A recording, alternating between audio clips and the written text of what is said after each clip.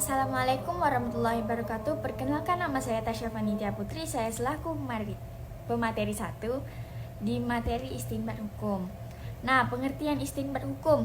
Istinbat hukum adalah suatu proses metodologis dalam ilmu fikih dan usul fikih untuk menggali, menetapkan dan merumuskan hukum syariah dan sumber-sumber utama ajaran Islam.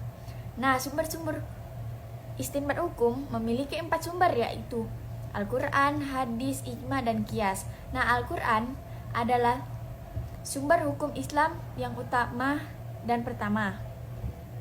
Dan hadis adalah segala perkataan, perbuatan, dan ketetapan Nabi Muhammad. Dan ijma adalah kesepakatan para ulama mujtahid terhadap suatu hukum dalam satu masa setelah wafatnya Nabi Muhammad. Qiyas adalah metode menetapkan hukum terhadap suatu perkara baru yang belum ada ketentuan secara eksplisit dalam Al-Quran atau hadis. Baiklah, di sini saya akan menjelaskan materi mengenai metode hukum istinbat. Metode istinbat hukum. Yang pertama ada istihsan.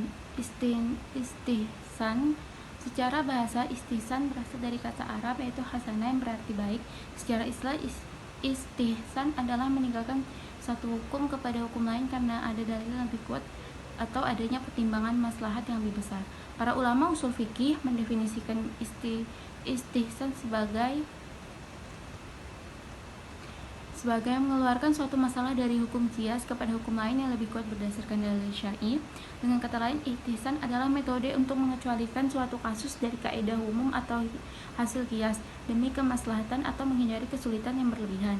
Yang kedua ada maslahah mursalah. Maslahah mursalah adalah metode istinbat hukum yang menetapkan hukum berdasarkan kemaslahatan atau manfaat umum yang tidak secara langsung disebutkan dalam Al-Quran atau hadis, tetapi tidak bertentangan dengan prinsip-prinsip syariat.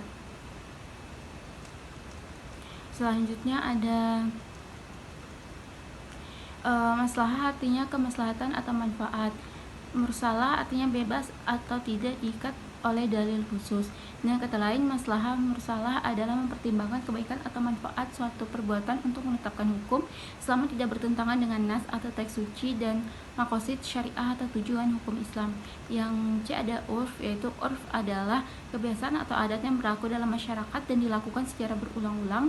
Dalam istinbat hukum, urf dijadikan dasar hukum apabila tidak bertentangan dengan Al-Quran, hadis, dan prinsip-prinsip syariat Islam. Secara istilah, urf adalah segala sesuatu yang dikenal secara umum oleh manusia dan diterima oleh akal sehat, baik berupa perkataan maupun perbuatan. Selanjutnya ada zat al-zari'ah, yaitu zat al-zari'ah secara bahasa berarti menutup jalan atau menghalangi sarana. Dalam konteks istinbat hukum, metode ini bermakna menutup jalan menuju kemudaratan atau perbuatan yang dilarang dalam syariat meskipun perbuatan itu sendiri pada asalnya tidak haram. Dan yang terakhir, dengan kata lain, meskipun suatu perbuatan secara langsung mubah atau tidak diharamkan, tetapi jika perbuatan tersebut bisa membawa kepada kemaksiatan atau kerusakan, maka hukum Islam melarangnya dengan menutup sarana tersebut. Selanjutnya ada contoh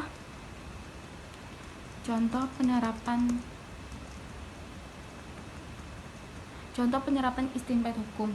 Nah, istinbat hukum adalah proses menggali dan menetapkan hukum dari sumber-sumber syariat dengan metode tertentu. Beberapa contoh nyata penerapannya adalah pengharaman narkoba, jual beli